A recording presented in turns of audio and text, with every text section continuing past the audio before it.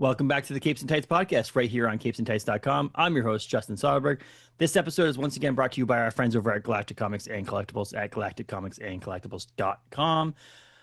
We welcome Tony Fleecs back to the podcast. The first time in over 3 years, or just nearly for 3 years. Tony came on in episode 95 and returns to talk about his latest comics right here. But Tony is a prolific and critically acclaimed comic book creator and TV writer. He's creator owned books such as Stray Dogs, Feral, Uncanny Valley, Local Man, and he has a new series at DC Next Level called Deathstroke, the Terminator, which hits shelves March 18th. So he touched and dabbled on a little bit of everything right here on this episode, ending with Deathstroke, which comes out March 18th. So before you listen, though, check us out on Facebook, Instagram, Twitter, Blue Sky, Threads, all those places. You can rate, review, subscribe over on Apple, Spotify, or wherever you find your podcasts. You can watch the video portion of this podcast over on youtube.com. And as always, you can find more on capesandtights.com. But this is comic book creator Tony Fleecs talking about all of his creator-owned comics in the new DC Next Level series, Deathstroke the Terminator, right here on Capes and Tights. Enjoy, everyone.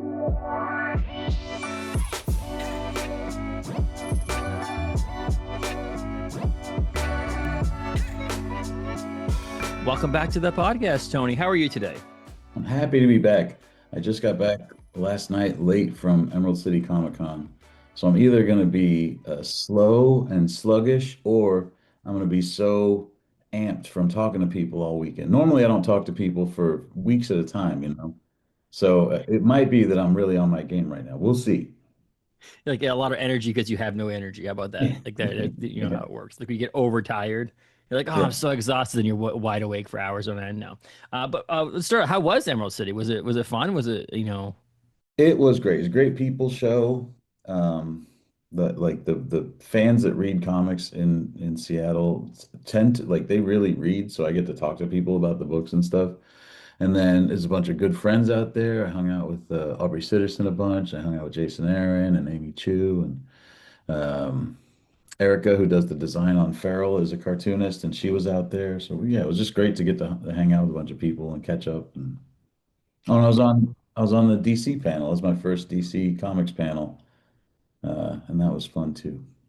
that's awesome. I from a distance obviously get to follow people on Instagram and see a lot of people said it was very successful on multiple levels, whether it be financially, whether it be copies like given to people or things like that, or just conversations with people. That it seemed like one of the best that they had been to at Emerald City in a long time, which was really cool, kind of cool to hear.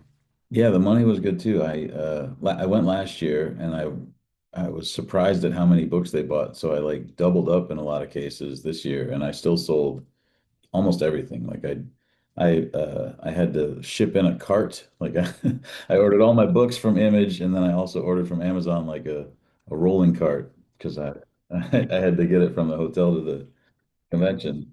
And I just have a picture of this enormous box of books on this cart, and sure enough, they all went See, away. that's the hope is you don't want to have to bring that stuff back. You want to be able Oh to yeah, like collapse most of the cart to bring it back. yeah, you're really betting on yourself because I definitely at most shows now have more books than I can take back with me on the plane. So I would either have to wholesale them or FedEx them somewhere. I had friends sometimes that would just throw books away at the end of the weekend, and I was like, that does not jive with my ethos. You'd rather just drive by some sort of donation box and donate them or give them out to Yes. people than that. But yeah, but that's really cool. I mean, we talked last time we talked on here was 3 years ago, and that was I had to look back because it was episode 95, and this is like 273. I think it is. So it's been a while, but and you've had a lot of come out. I mean, you had done a lot since then, and obviously you have many issues of Feral. Uncanny Valley just wrapped up, and the trade was just released for the second volume.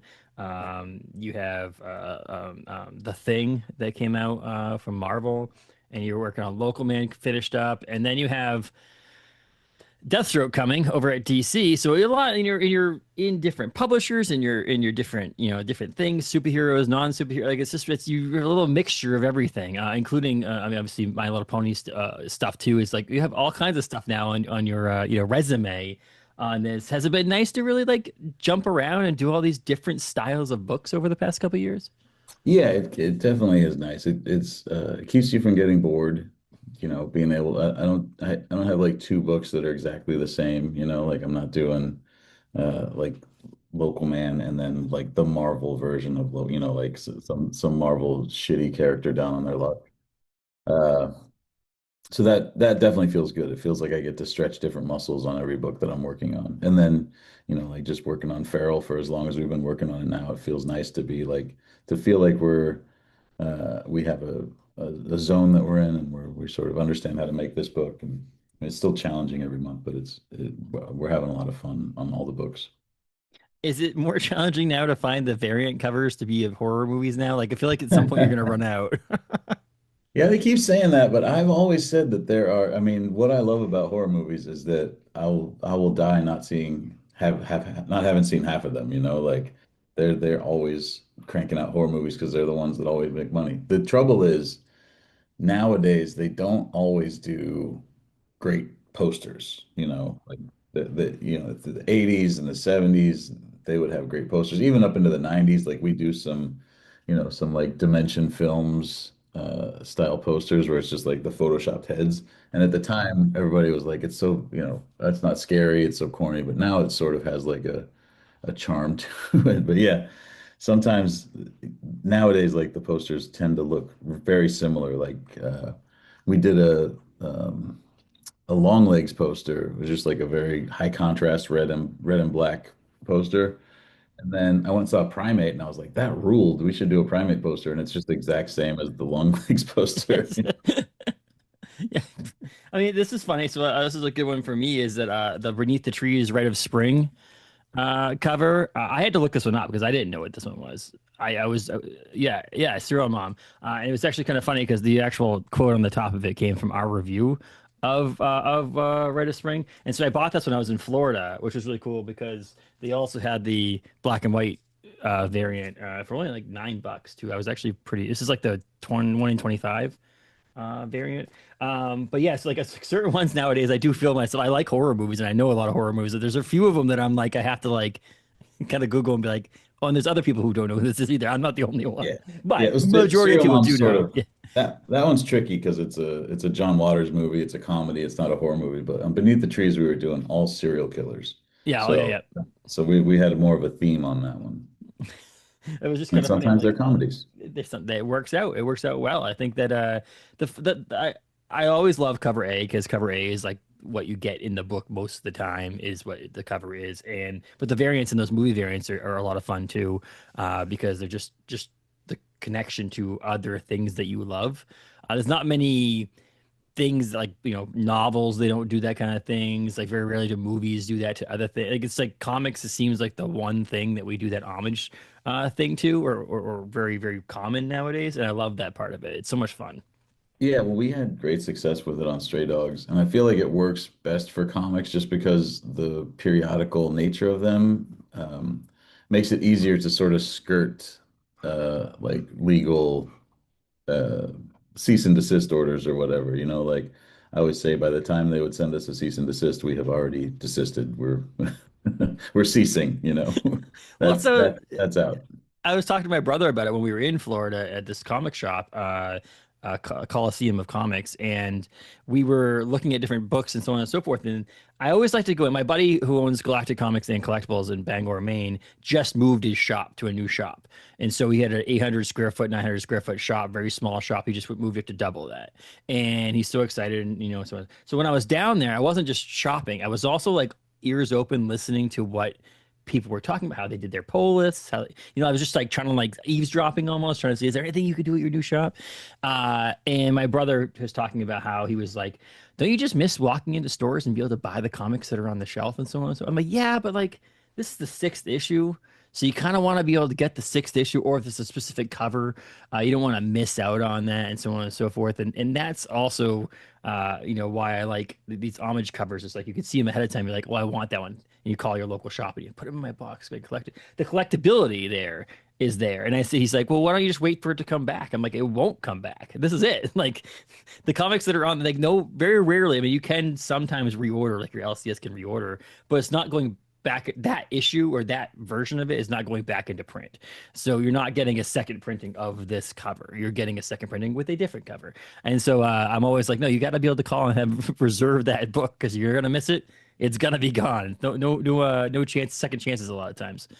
Yeah, we're actually surprised. Like the our A covers sell better than our B covers, and they always do. But I guess it shouldn't be surprising, but it's exactly what you're talking about. When we do more popular movies, they do sell better. And it's great because it's like we know that trick, but also my impulse is always to go like, what's some movie that no people don't know about, or what's some movie that like I love and I want other people to know about or whatever. And so I have to sort of fight that impulse to go too obscure because I know that if I just do a Halloween or a Friday the 13th or something, we'll do better that month. Well, I mean, there's other ones too, like not just like you do too. Is we have the I have the Feral back here from Scotty Young, which the Jaws variant, and I was like, that is amazing. And my wife actually bought it for me for my birthday, which I loved. And so like, yeah, it's like that recognizable. But again, there's other ones that are not. But that yeah, at some point you can't always have like each issue can't have a Halloween variant. It might get a little old at that point. But and it's like you did it with Stray Dogs and you did it with Feral. And then other companies, obviously, and other publishers and other creators are doing it like one shot here and there on their things. And obviously, Patrick's done it a lot with, with the different books over there at IDW. But you didn't do that with. You did a couple. Have you done it with other books like Uncanny Valley? Did they have any like horror movies or movie variants? No, we didn't do any with Uncanny Valley, and we didn't start off doing it with Local Man. And we did a couple retailer variants that were homages with Local Man. And then uh, at the second arc, at issue 6, we were like, shit, we need to we need to try and make more money on this book. And so we started doing it then. But that was a similar thing of where if you do the popular movies, you'll sell more. That was us doing like, well, we want to do, like Bloodstrike and Trencher and stuff like that, where it's like the Image comics that we love, and it will be like a shibboleth to other 90s Image comics readers to see that and be like, oh, this is a book for us. But it didn't necessarily make people go like, oh, I gotta run out I and gotta, get the yeah. the Youngblood Strike File cover. Yeah. Well, there was that for like 8 billion G's, I think it was the Mario. The one store did Mario 3, and it was one of those ones that like sold out with instant and was like $100 on eBay the next day or something like that. It was like there's certain, yes, that was it was crazy. I'm always the one that's way behind on that. I'm never gonna make any money on comic books. I don't want to, but I'm never going to like I'm always like, oh, that's amazing. 3 weeks after it's already sold out and everybody has all the copies. I'm like, that's great. Yeah, you got to really be up and running, buying and selling that stuff. You got to sell it before the hype dies down. Yeah, exactly. And then or like I liked White Sky, the first issue. I got to read that digitally, and then I was like, oh, I kind of want to just have it. So I went to the store the next day to buy it because I didn't buy it. And he's like, yeah, we don't have any more of those. I'm like, how come? Like, oh, because it's like a hot comic right now. I'm like, God damn it! I like the book. I don't care about the value. I want to own the comic. This is not for resale. Kind of hoping he would go, oh, I got one out back. Don't worry, I'll be right back. But it didn't work out that way.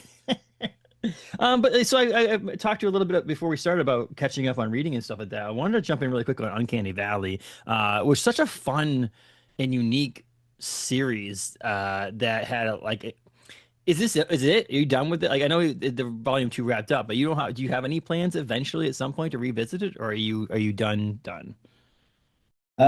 We sort of wrote it where it's open. Sorry, my dog doesn't like to stay inside his crate all the time. He's That's going to fine. You're clack good. around a little bit.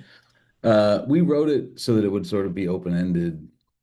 There's a possibility we could do more stuff, but it's probably that's it, unless Yeah, there's like, a huge call for it. Like, yeah, if there's like a movie or something and people are clamoring. Dave and I love making it. We would love to make more, but it also was the sort of thing where that was the ending that I always envisioned for it, and like, that big climax at the end and the stuff with his dad and all that stuff like that all felt like what I wanted it to be. And so I'm happy if it's just that. If if they want us to come back and do more, there's definitely more stuff.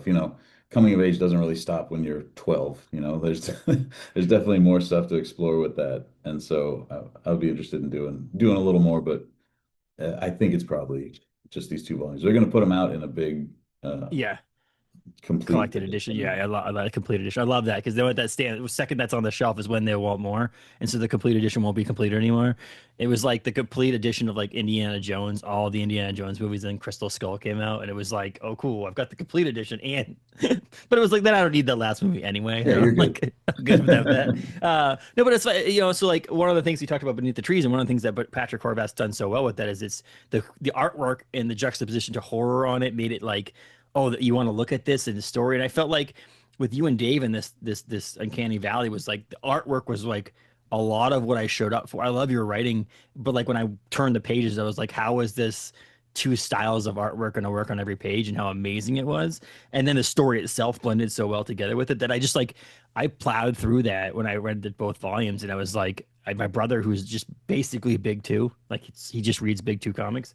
He's like, I just can't get into it. And I was like, no, you need these. So I gave them over to him, and he absolutely loved it. It's just like, it was just so much fun. And I was like, you have this with Stray Dogs, the horror with the, animation part of it, or the blue style illustration. It's like that cool juxtaposition. But this has it, but in a different way. I don't, I was like, you have this ability to be that guy who does this, but they're different, if that makes any sense. It's not, Patrick went ahead and did another series that was horror and this style, but had nothing to do with, the towns and Beneath the Trees. It'd be like, you're just kind of like retooling the same thing over again. Nothing against Patrick. I don't know why I just called out Patrick on that. Patrick's awesome. The Yeah, story itself's he's not gonna amazing. do that. No, but I also think Yeah. about it. If you think about the what I wrote is true. I said Patrick Horvath has truly outdone himself because I didn't think in my mind subconsciously that he would be able to do a second volume because I'm like the first volume was so well done that I'm like I just feel like it's a grasp at money in my head.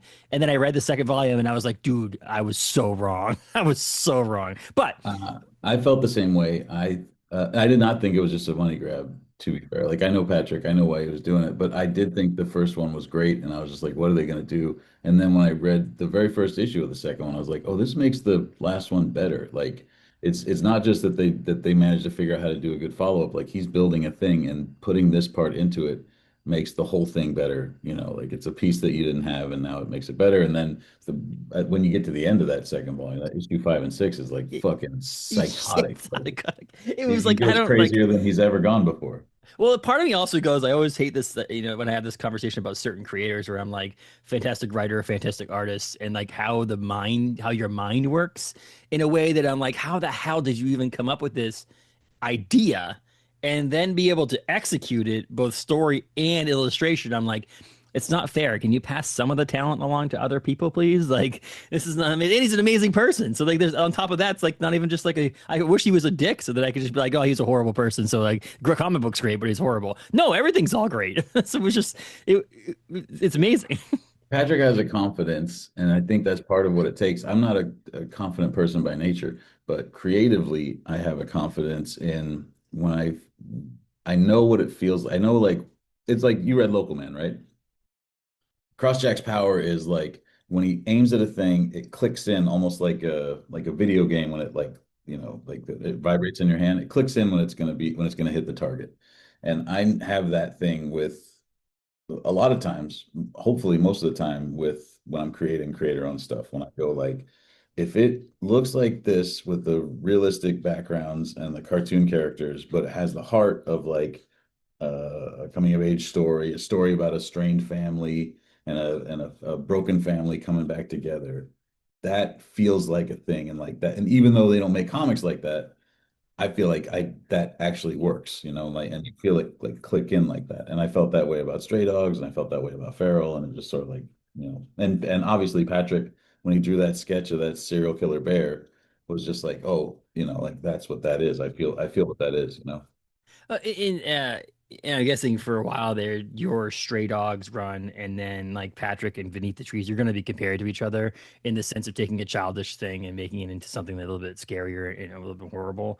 But like it is different, and you did that with Stray Dogs and Feral, which has the same similar style of animation, but like or illustration, but a completely different story. That's honestly, I'm a huge Walking Dead fan, so that helps too. But then, like I said, the cool thing to me about Uncanny Valley was the fact that I would have read your book with the exact same story family issues, things like that. Obviously, had to be a little bit different without the cool illustrations. I thought the story itself was amazing, but just like watching what Dave was able to do with the story and the different pieces of like falling off of a bridge and going into the ground and stuff. Again, my mind doesn't click that way. Like I don't like it, just doesn't work that way. And so those are the kind of things where I'm like, oh, at the very beginning, because that's the very beginning of the first issue, is that this is going to be different. And like right from that moment, I was like, this is going to be something that's going to be not only a great story, but it's going to click differently artistically. And I think that's what was cool about Uncanny Valley. And I think that 10 issues was perfect, honestly, because I do think that you got the point across. It does have a great ending, and but in the same sense, I want more stray dogs, and that was perfect at 5 issues. So like, I always just want something that I really like. I want more of anyway. So ultimately, I don't even care if it ruins it because I just want more of it.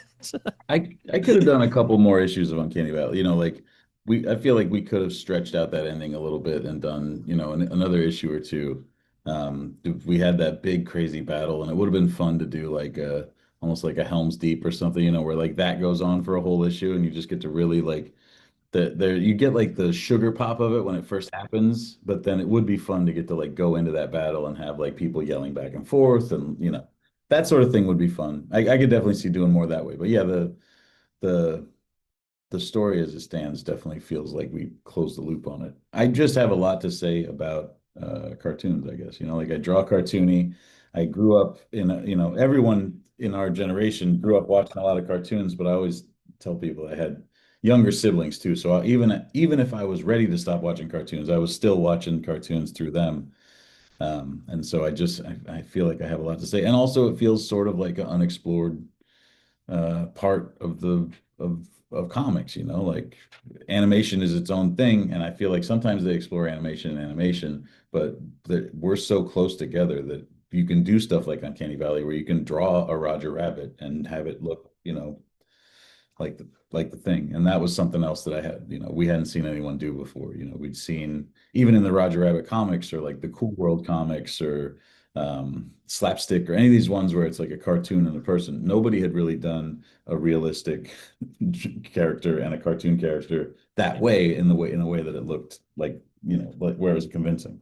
Which is kind of funny because you look at it, you're like, they're both illustrations. They're just two Yeah, different styles of drawn by illustration. the same person Yeah, on the same computer. yeah. It's just like Yeah. it's like yeah. I mean, in that sense, that specific sense of how this was done, were you surprised entering the creation and the plotting and the planning of Uncanny Valley that it hadn't been done more, or was that just like there's a reason why it hasn't been done more? Because like No, I'm never really surprised about it because I always think of my ideas as being sort of like, a little bit off center.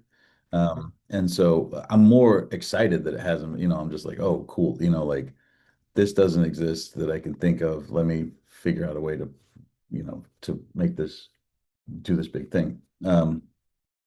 I was more surprised just with how good Dave was at it. Like because I'd seen him draw very few things cartoony, and then I've talked to him about it since, and he describes it more as like he still draws realistic. Like if you commission him at a convention or whatever, he'll draw you a realistic Ninja Turtle or a realistic Godzilla or whatever. But when he would do the cartoony stuff, he sort of thought of it as like playing a cover or like doing an homage or a mimic, like he would look at like that. I would say like this is like, you know, uh Hanna-Barbera 1980s stuff, or this is like, classic Looney Tunes stuff, or this is like Klapsky Chupo or what, like he would just look that up and go like, oh, yeah, I can sort of see what the moves they're doing. I can play that song. And then he would just do it.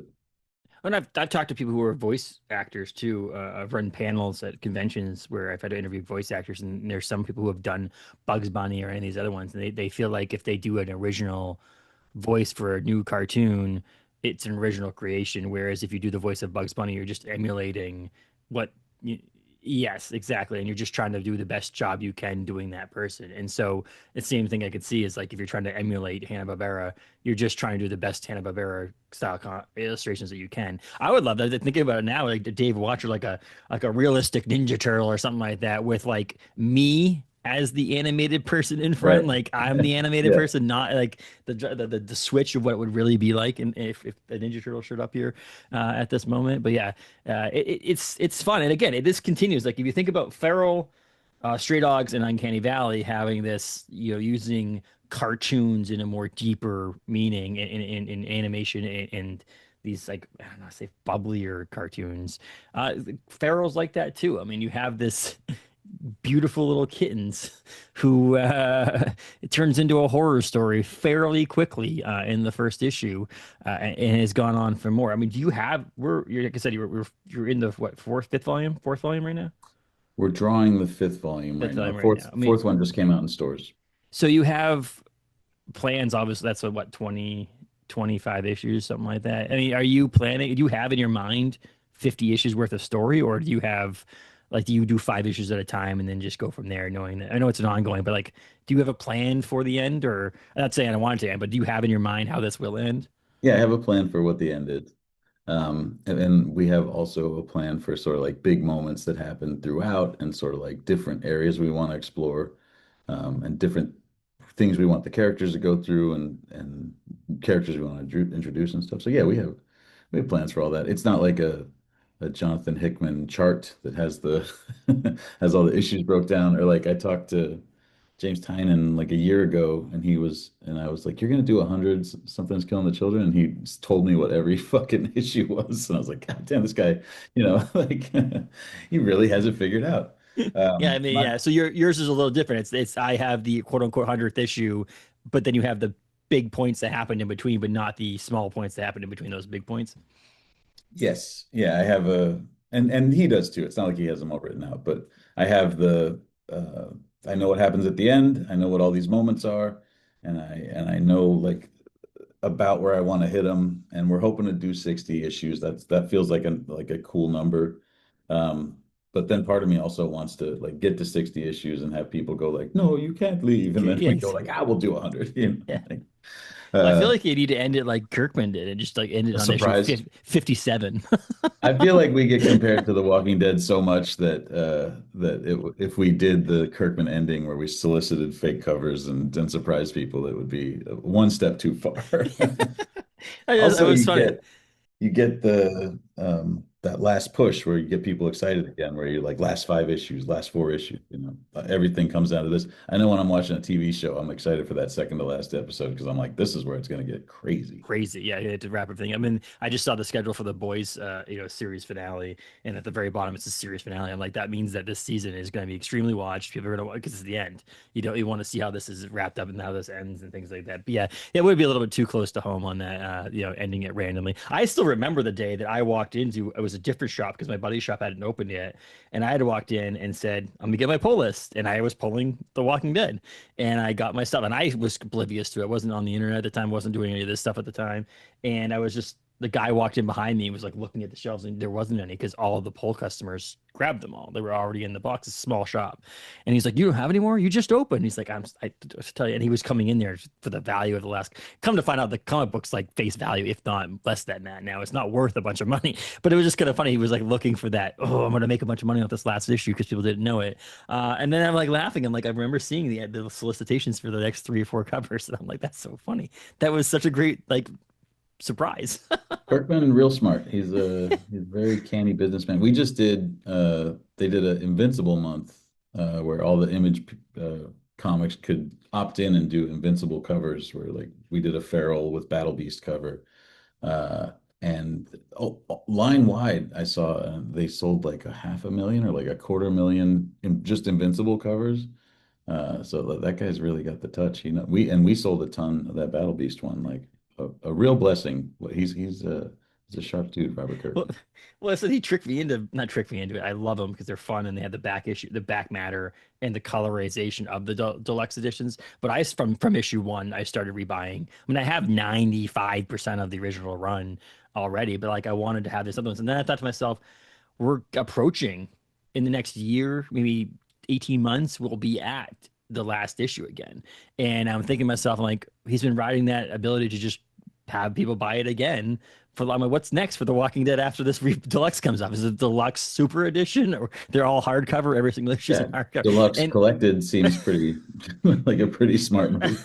just thinking to myself, I'm like, and I'll be there. I'll be there on New Comic Day buying it again. It's just the way it is. But no, Well, it's do you but read the backup features still? Like, do you read the process stuff in the end of Oh the, yeah.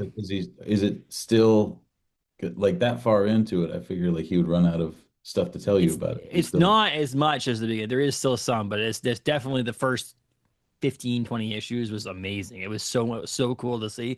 Plus, I mean, I like the black and white version of it, but like the colorization, like just seeing what it would look like colored was just fun. Plus, it got new covers and all that stuff was cool too. And like just the ability to take a series that you know is going to go 190 something issues from the beginning was kind of fun too to see that like, okay, I know how many issues I'm going to buy. And honestly, like the first 10, 15, 20 copies, I got all the covers too because I was just like, I want all the covers. And then I realized that that was in long boxes in its own. Then I was like, I can't do this anymore. This is commitment. just too much. And now I'm more selective. I'm a cover A guy, like I mentioned before, but then I'll grab the random ones I see that I really like. But yeah, I mean, and so Farrell has that comparison, and I like that, like I said, because I miss The Walking Dead. I miss new stories from The Walking Dead, so I can see that. But I get fuzzy little cats with this instead and stuff like that. Are you? I mean, you said you have a dog. Are you a dog person, cat person? Is this what are you right now? Are you do you like I all mean, I guess animals? I do love all animals. I'm a great person, Justin. I love all animals. Everyone knows this about me. No, I'm a dog person. I have a dog, and he is a little too curious and troublesome to for me to have a cat at the same time. So yeah, I'm a dog person. So at Uh, 60 issues of Feral, is it now you're gonna do like chipmunks or when it's done, gerbils or yeah, like you're gonna do uh, some other animal now? that's a little reductive, Justin, and I take offense at that question. I'm just trying to Uh, think. I was trying to think of the odd, like one of the most fun things about Secret Life of Pets, the movie, was the idea that how on the nose, no pun intended there, it is about how you would think your animals act when you leave the room. So to me, it's like when you take real life situations like stray dogs or feral, and you do tell the stories from the point of view of those animals. I think it's fantastic. It doesn't matter what the story's about, in my opinion. I just love that view, that version. I think we're gonna end up getting into chipmunks and squirrels a little bit in feral at some point. That's something we've talked about a lot, is sort of like doing like going a little bit left to center from the cats for a minute and just going like, what's going on with these other guys? Like because a thing that we're about to get into in this arc is how cats they can't talk to other animals. It's not like a full Disney where like all the barnyard creatures can communicate. Um, and so the cats are having a different experience of this than dogs would be having, and squirrels would be having a different experience. And like there's some animals like like possums can't get rabies, like there's some kind of birds can't get rabies. And so it's like, well, what do they think's going on? Like everybody else is acting fully psychotic. Um, and so we're interested in getting into some of that. That's part of what will happen in the next 4 years or however long. But yeah, after that, we've talked about what like we would love to have it be a trilogy, like Stray Dogs, Feral, and then the last thing. And we've talked about it being something with horses. I sort of have like the idea of like a, a horse, like a Western supernatural thing, like a ghost horse type thing.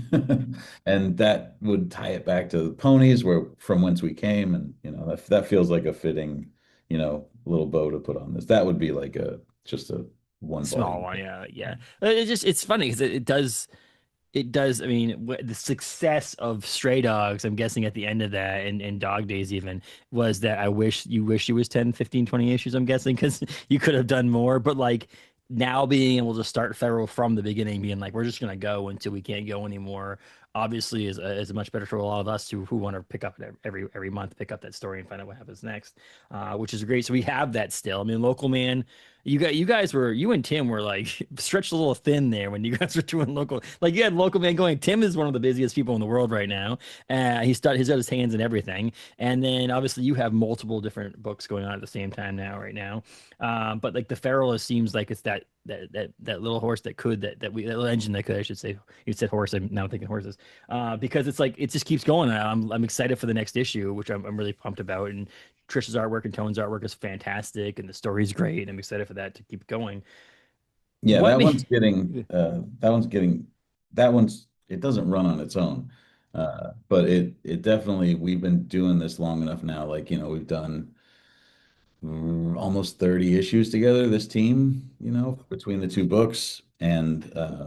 and we're sort of, we sort of have a method down. It definitely still is stressful every deadline, but but it's not as like Local Man was like, I'm gonna have to draw this and write this and letter it, and it's gonna be 3 weeks out of my month every month at least. And Feral, I can definitely, write other books around the edges of it. And Yeah, you got that team that can help, like that works together cohesively. And like I said, you and Tim also had to draw these issues here and there. Like that does make a lot more sense. And I've seen this. I've talked to you and Scotty Young and Kyle Starks and all these people who are illustrators who also write comics. Now they're writing a lot more comics because it is one of those things that you can have. You can write your comic and do multiple things at the same time. You have multiple stories you want to tell, and it's hard to do that all yourself unless you had nothing else to do and like you're writing and drawing 24 hours a day yeah, and so on and or so forth. you could just have one smash hit and then just only do that. That's the platonic ideal, right? Is I could be very relaxed. I could have weekends off. I could just do, the smash hit Feral and then not worry about anything else. Do a But variant cover here and there just for fun, and if then I feel like it, yeah, I yeah, like just that. People are just like, oh, maybe if I have time. I'm like, trying to hit my mortgage, baby. yeah. Does anybody have any variant covers they need done right now? Like, Yeah. you send them my way. Yeah. Watch my career. You'll see the ones where it was like, this guy needed to pay his mortgage. Oh well, there's some illustrators out there that Scotty Young is one of my favorite illustrators, and he does that thing where he does like the daily sketch, and I've always laughed because I'm like he's done this daily sketch that it takes him like 25 minutes to do, and I'm like, cool, he'll sell that for $1,000, awesome. As I'm sitting up here taking 3 weeks is on a beer can label, and I just do it for my job, so it's part of my salary. So it's like, I'm cool. It's just the way Yes. some things are. But Scotty's got a good business put together. He's got a whole corporate machine set up. He's got employees. He's got an office. He's got a whole thing, whole it's a whole situation. thing there, yeah. But yeah, so you did Feral, Straight Dog, all these things are all creator owned. This is not your first. Deathstroke's not your first big two comic. You also did The Thing recently. I'm talking about is The Thing over at Marvel, which was fantastic. 10 Graham and Thing is one of my favorite. He's my favorite Fantastic Four character. Like, I think that the one that got the short end of the stick, the one that can't obviously change back and look human again and all that stuff on a regular basis and so on and so forth. Plus, you made it street level. Like you made it so that like it wasn't like I mean, at the beginning of it, obviously, they're in the negative zone, things like that. But like from that point on, it's just basically like he could be part of the Defenders at that point. You know what I mean? Like he could just be hanging out with Daredevil and Luke Cage and things like that. It just seems really cool in that sense because you typically don't see that with a Fantastic Four story. You see them saving the world, or New York City, or so on and so forth. What drew? So we'll start with quickly on that, and then we'll go over to Deathstroke. But what draw you into doing a big two book? I mean, you don't need to do that. Financially, you might want to do it, but I'm saying like Yeah. you like creator owned stuff. What led to Yes. doing some big two stuff? Well, they reached out, like there's a certain level of validation, that I read comics every week. I love superhero comics. I make my own stuff, and definitely my goal is to continue to do that and make that my, you know, be Jeff Smith or be Scotty or be, one of these guys that can just make creator own comics and have that be their business. Terry Moore. Um, but in the meantime, like I said, validation is super cool. Those guys did that too. Jeff Smith did Shazam and did some of these books when they came calling. And so they reached out, and it took a little while for them to find me because I always describe it as, and this is probably just my personal, like the way it looked from my side, but doing Stray Dogs, which was a hit big enough where if it was a superhero thing, I would have been, at the retreats or whatever. I would have Yeah, already been writing Ultimates. But because was just about dogs and serial killers, nobody was like, "Oh, this guy should do the the X-Men." thing. Yes, exactly. But when we did Local Man, then a lot of editors saw that book, and then got nominated for the Eisner, and Stray Dogs did too, and Uncanny Valley did. So finally, they were just like, "All right, we'll just see what this guy's up to." He seems like he's doing something. And they reached out, and Pornsak had actually Pornsak Pichetshote, who does The Good Asian and Horizon Project and Infidel. He's a buddy of mine, and he was an editor at DC previously, so he knows all those guys. And he put a bug in some editors' ears. He was like, "You guys know about Tony, right?" And so they reached out, and the thing I had done with Seeley, I had done a Wolverine thing the year before. And that was fun. That felt like just like, wish fulfillment, just getting to write the word snicked in a script and get paid money for it. But they reached out about the thing and they said that they wanted it to be sort of out of continuity. Not it happened, but it's not in current continuity. And they wanted it to be street level. I think they said street level. They just wanted me to pitch them a bunch of ideas. So I sent them, three or four ideas for thing stories and we sort of settled on that one. And then it was one of the few times where I'd done this where it was like it had the shape of the plot first and the character stuff really filled itself in as I started outlining and writing it. Usually I have the character stuff figured out way earlier. But this one, it became all the heart that's in it sort of came out of the outlining part and figuring that part out. It's the story was great. I love again. I like Farrell being ongoing. I want more ongoing because I do want a couple of those in my pull box. But I also am like, cool, 5 issues. Let's do this kind of thing. It's like they're both. You need both. I think when the world basically turned over to all miniseries, it was very difficult at that point. But when now there's certain ones, you and like I said, Something's Killing the Children we talked about, other people are doing these more ongoing things. Great, but you still need these. I think you need these 5 issue miniseries that you don't really need to know anything but the fact that the thing exists. Like that's all you. Yeah. And then some of the villains you need to know, but that's it. Yeah, you get to do a more concentrated punch of a story in that way where like I'm pretty sure they're not going to do another thing miniseries with me. So it was just like, well, let me put everything I want to say about this guy. Let me have him fight everybody I want to see him fight. Let's just put it all in here and they got Justin Mason to draw it and Alex Sinclair to color it, and it came out and looks like that was one of the ones where the pages would come in and I'd be look at him, the thing's fighting Juggernaut. This is a real comic book, this is crazy. This is not make believe in my head. This is real. Yeah, This is actually happening. No, this it's counts. true. Oh, I felt one of the things I thought about when I was reading the thing. I was like, God, I'd hate to be Justin Mason right now, having to draw the Rock thing like sequential art. Like I could see doing like a variant cover or some sort of cover art, but having to draw the thing on every page and all the different Rock textures to him, I'm always like, that seems like it takes a lot of work and time. He was very adept at it. Didn't Yep. slow him down Nope. one Did bit. He slump. was. Nope. I don't think that was an issue for him. He liked the rocks.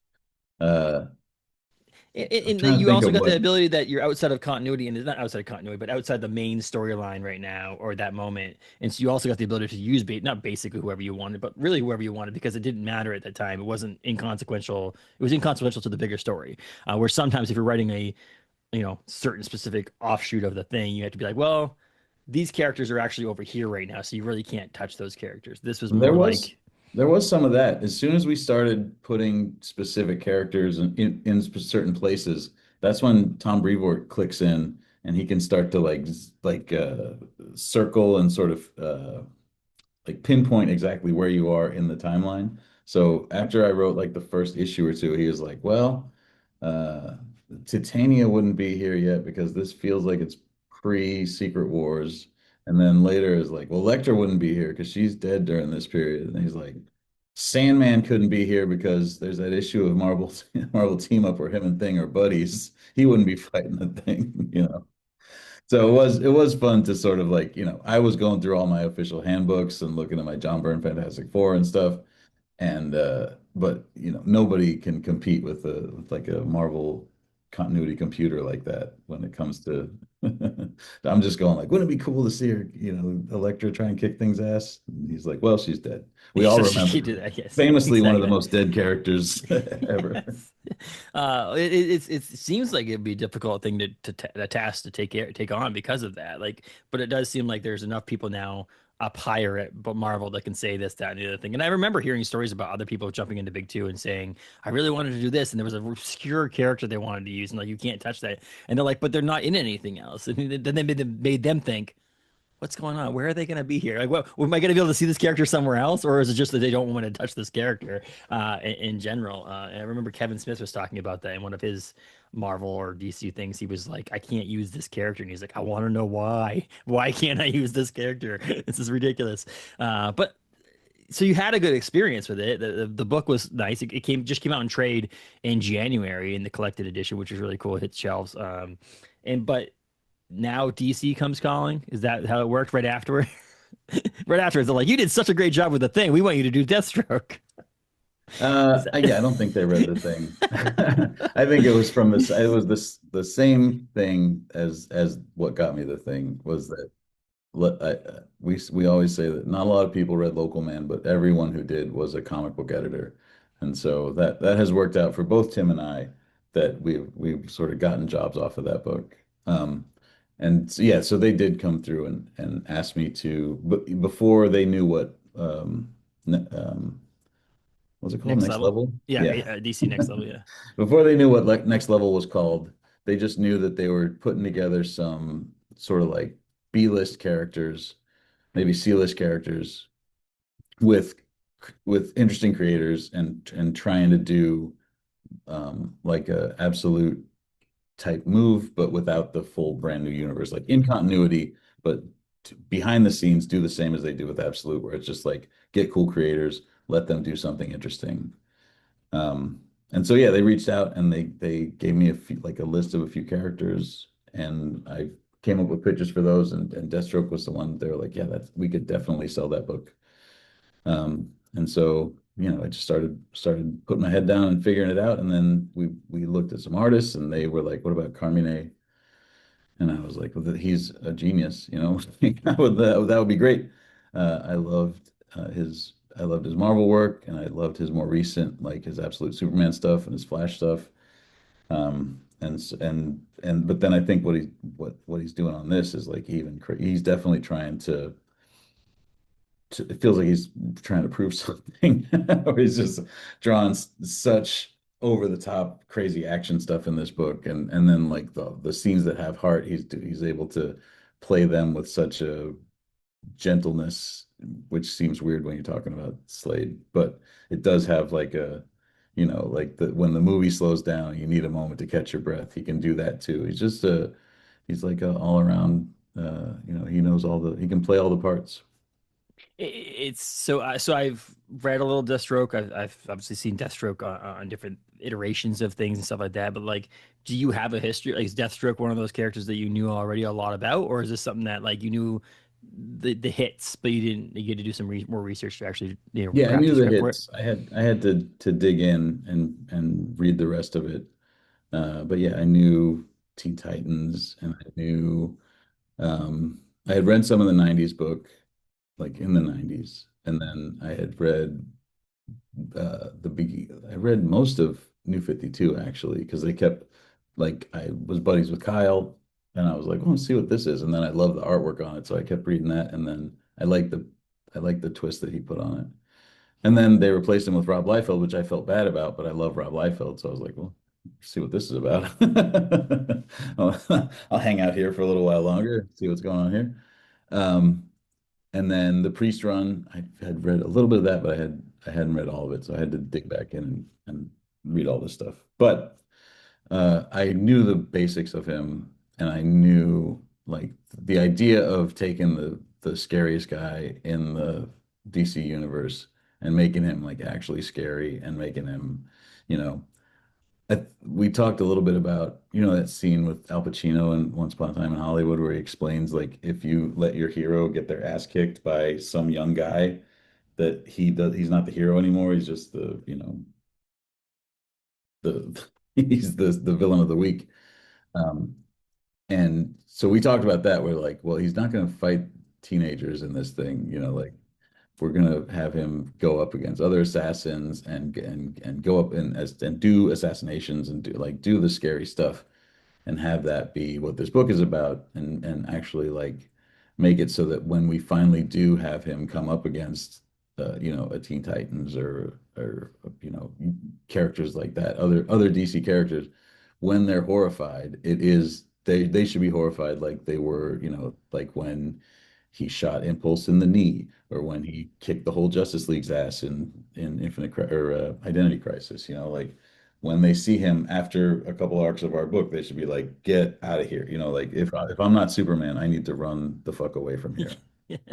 Which is great because but I also feel like what's cool about people who have done a bunch of creator-owned stuff to jump into these big two universes and do a book like this. Like you're gonna bring some of that vibe over while still keeping the vibe as a big two DC book, which is pretty cool. And I think that is gonna merge together pretty well. But I'm also like I've been a Marvel zombie since I was a teenager in my childhood, and so Marvel's always taken that one step, and I've always just dissed DC, not because it has any issues, just because I'm a Marvel person kind of thing growing up. And I'll tell you right now, I told a buddy of mine, like the last 3 months, 4 months of last year, and all of 2026 is the year of DC. I cannot. The Marvel's gonna do some good stuff this year, but like the next level stuff too. Big Scotty fan here, so seeing the Lobo series coming, Batwoman coming, this series, the next level, but also all the absolute stuff. Like to me, it was like, how do you get new fans to read DC Comics? This is like the blueprint on how to do it, and they're doing it right now. And I think that's what's cool because I remember walking into comic book shops and being like, okay, that book has a Batman in it. That book has a Joker in it. That one has a Wonder Woman in it. And then there's no other DC books. It was like for a while there, it was like if it wasn't those three characters or Superman, it was just not existent. It seemed like everything was an iteration of that. To see Deathstroke get their own book again and Lobo get a book again and Batwoman, it's just really cool in my opinion. Like I feel like some of these characters that deserve a little bit of attention and they may not be like, oh my God, we're gonna break records in sales, but like people are gonna buy these books just because they're different from the regular mainstream books. And I think that's what's cool about it. It's tough because Deathstroke and Lobo both were 90s comics, so I don't know if we broke records in sales, but we sold real good. Like is definitely having a moment, and what you're saying is correct. Like they're doing a smart thing by not just doubling down on the stuff that they already know sells, but going like, is there a way we can grow some of this other stuff? And really start to like build out, continue to build out this line where they've always had like, you know, the Bat family and the Justice League family and the Green Lantern Corps and stuff like that. But let's see if we can take some of these other characters and get a hit off of a Deathstroke or a Batwoman or so. Yeah, I definitely I think they're doing a good job of playing with the stuff that the toys that they have in their toy box right now. And then pairing them with creators like yourself, who I am like 99% of my pull list in reading and reviewing even is independent stuff.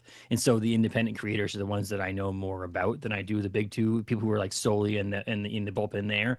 And so seeing you and Scotty, and even with the Vertigo stuff with like Kyle and doing those, like those things are going to get me to follow the creator. And so like I'm going to go from reading a Feral issue to come over here to read Deathstroke, even if I don't know anything about Deathstroke or don't really care about this. I'm going to give it a shot because the creative team behind it.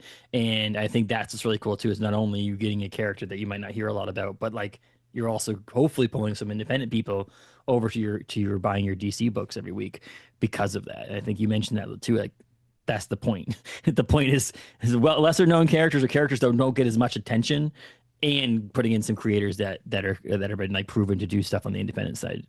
Yeah, I Pretty think cool. they're hoping that I bring some of my people with me. I'm obviously the bigger hope is that I bring some of their people back. I can I can grab some of these Deathstroke people even though that seems like a very large chasm to bridge, but just go like, what if I know you like assassins, but have you considered kittens also?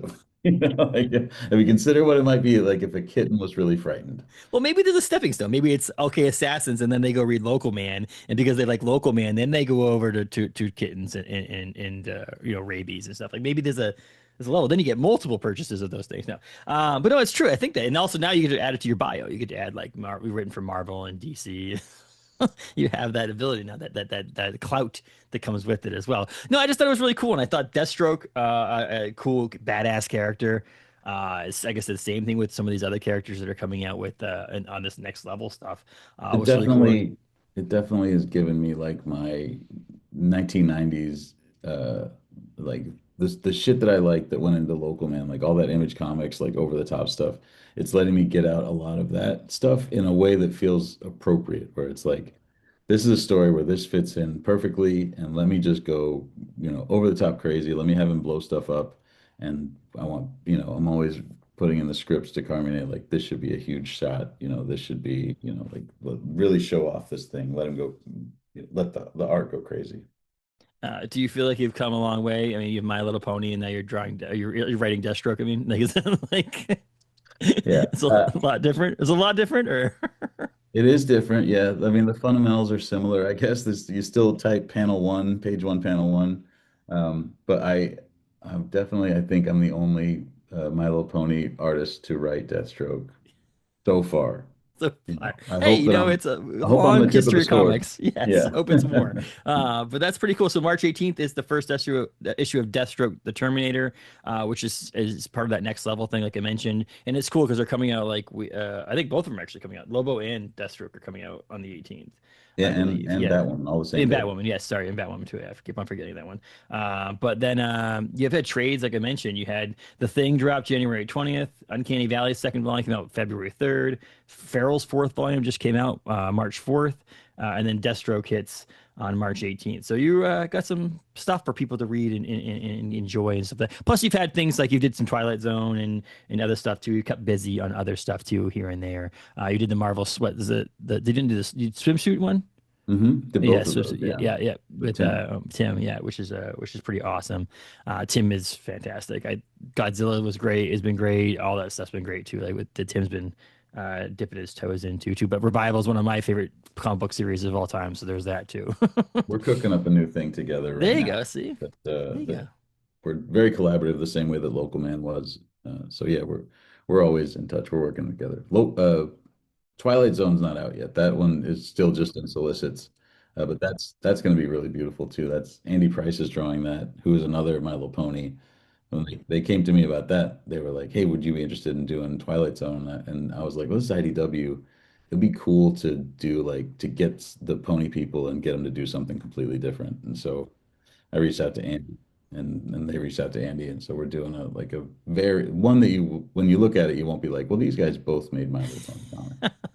It's yeah, that's April 6th is FOC on that one. It's May 13th. That's his shelves too. So that's coming up right here too soon. But dude, you just talented, and I'm so thankful that you continue to make books, and you're with amazing creative partners on those books too. I mean, I think that's another. There's never been a time where I'm like, Tony's with this person. It's always been like, yeah, hell yeah, let's do this, let's keep this going, and so it makes it a lot easier to digest when you like both creators a lot, and then the artwork works so well with the writing. So I'm thankful for that you keep on doing that.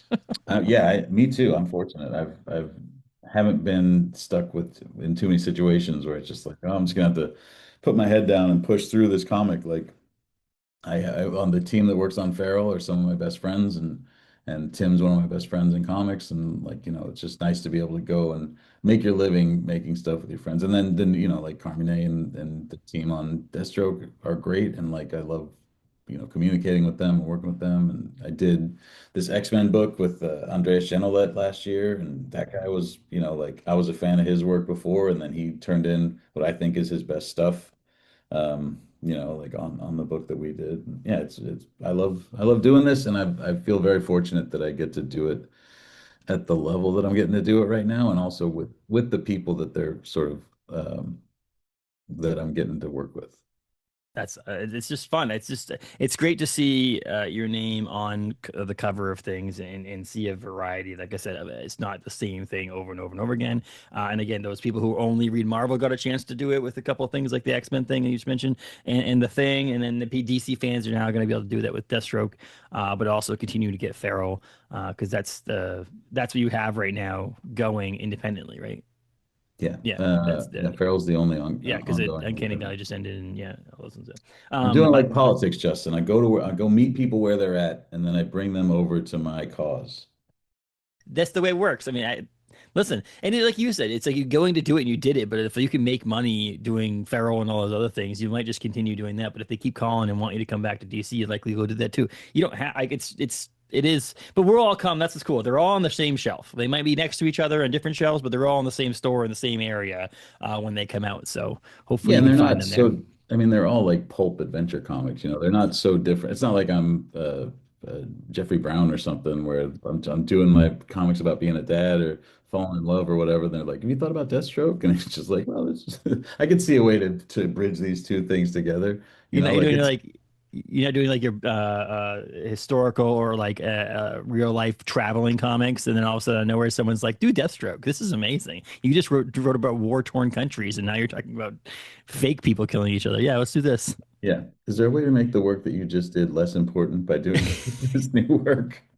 Yeah, No, can you it's do like this? Can you make a? That's pretty funny. all the stuff that I do is all could go on the same shelf, no problem. It just is, some of them have DC superheroes and some of them have cats and some of them have cartoon characters and They're all great. I'll tell you that much. There's not been a miss for me, and that's great about it. So I appreciate you coming on, taking the time out of your busy schedule to talk to us here and to tell people about your books. We kind of touched on a little bit of everything here, which was really cool to see and do that. I mean, it's been 3 years. Hopefully, the next time you come on, it won't be 3 years. So we'll have like one thing to talk about or a couple of things to talk about because you'll be busy. yeah, me and Seeley's new thing launches later this year, so maybe Yeah, we'll we'll talk chat about that. again. Yeah, we'll chat again soon. But thank you so much. I appreciate it, Tony, and we'll talk again soon. And until then, people go to the shops. A bunch of trades are out that have Tony's name on it. And then March 18th, check out Deathstroke, the Terminator, which hits shelves at your local comic book shop. But until next time, I appreciate it.